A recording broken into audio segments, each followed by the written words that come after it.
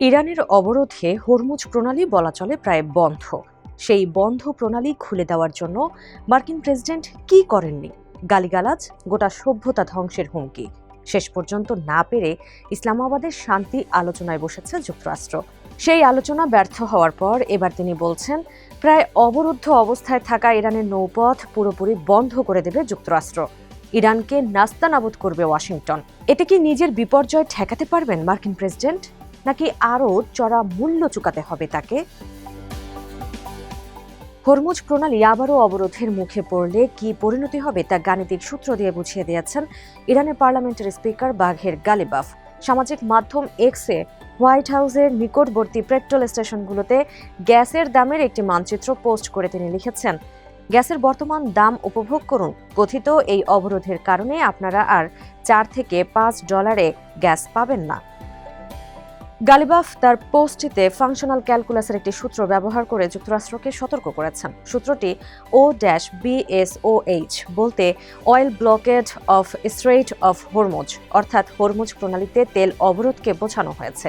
এতে আরও বোঝানো হয়েছে, ট্রাম্প যদি ইরানের উপর নৌ অবরোধ আরোপ করেন তবে ইরানের সরবরাহ ব্যবস্থা পুরোপুরি ভেঙে পড়বে। গালিবাফের মতে এটি কেবল দাম সামান্য বাড়াবে না, বরং আগের দামের ওপর আরও বড় ধরনের আঘাত হানবে, অর্থাৎ তেলের দাম এমন এক স্তরে পৌঁছাবে যা আগের রেকর্ডকেও ছাড়িয়ে যাবে। যুক্তরাষ্ট্র ঘোষণা দিয়েছে 13 এপ্রিল বাংলাদেশ সময় রাত 8টা থেকে ইরানে নৌ অবরোধ শুরু করবে যুক্তরাষ্ট্র।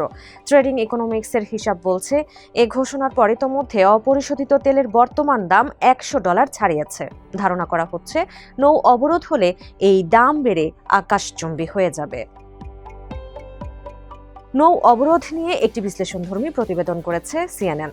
এর শিরোনাম, যে প্রণালীটি ইরান ইতোমধ্যে অবরোধ করে রেখেছে, ট্রাম্প কেন সেটি অবরোধ করার হুমকি দিচ্ছেন?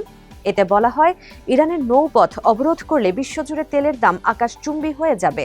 এতে বিপদ আরও বাড়বে, তাই মার্কিন প্রশাসন তা করতে চায় না। তবে এই যুদ্ধ চালানোর পাশাপাশি তেলের দাম নিয়ন্ত্রণে রাখতে ট্রাম্প সরকার সম্ভাব্য সব উপায়ই খুঁজে বের করার চেষ্টা করেছে। হরমুজ প্রণালী আনুষ্ঠানিকভাবে এখনও বন্ধ নয়। ইরান প্রতিটি জাহাজের জন্য $20 লাখ পর্যন্ত টোলের বিনিময়ে ধীরে ধীরে কিছু ট্যাঙ্কারকে যাতায়াতের অনুমতি দিচ্ছে। যুদ্ধ চলাকালীনও ইরান এই অঞ্চলে নিজেদের তেল আনা নেওয়ার অনুমতি দিয়েছে।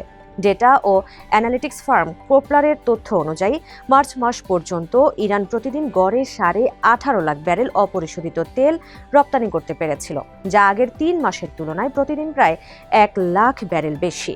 এবার মার্কিন নৌ অবরোধের কারণে যদি এটিও সম্ভব না হয়, তবে বিপাকে পড়বে এশিয়া সহ বিশ্বের অনেক আমদানিকারক দেশ।